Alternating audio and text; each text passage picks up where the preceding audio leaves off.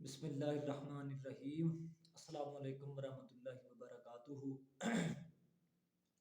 دوستو، حضرت سید بابا بلے شاہ سرکار رحمۃ اللہ علیہ دا شعر آپ سرکار نے فرمایا، ملا تے مشال چی دوویں اکو چت۔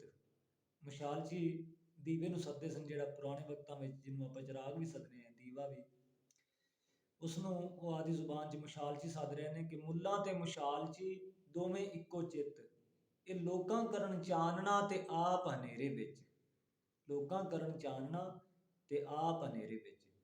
دوستو، اس وقت علماء سو دا وارا پارا ہے۔ علماء ربانی نے جڑے وہ بہت گھٹ نے اور خاموش نے، یہ بھی اللہ دی کو مرضی، اللہ دی رضا ہے۔ تے حضور علیہ الصلوۃ والسلام نے منع فرمایا کہ جاہل عالم کی صحبت سے بچو۔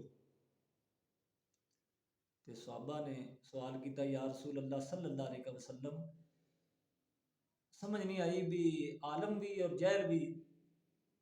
سرکار نے فرمایا،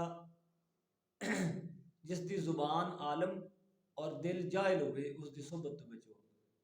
اس وقت دوستو اکثریت ہی انہاں علماء دی جنہاں دی زباناں عالم نے اور دل جاہل نے، استغفر اللہ، اور انہاں دی دل دی جہالت دا یہ عالم ہے کہ وہ اولیاء اللہ دے اتنے بھی تانا زنی اور بری زبان استعمال کر رہے ہیں، انہاں دی شان جو گستاخیاں کر رہے ہیں، اور حضور علیہ الصلوۃ والسلام دے صحابہ دی بھی شان جو گستاخیاں کر رہے ہیں، حتیٰ کہ حضور علیہ الصلوۃ والسلام دے بھی گستاخ نے۔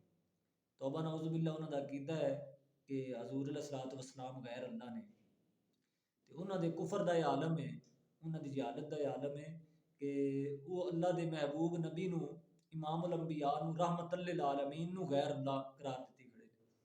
اور غیر اللہ جڑا ہوتا ہے وہ دونوں کدی بھی دوری رہنمائی نہیں کر سکتا اور دونوں کدی بھی اللہ تعالیٰ تک پہنچا نہیں سکتا۔ اللہ پاک سانو علماء سو دے اس فتنے تو، شر تو اللہ پاک سانو آدی پناہ وچ رکھے اور اولیاء اللہ دی صحبت اختیار کرن دی توفیق عطا فرماوے۔ آمین ثم آمین۔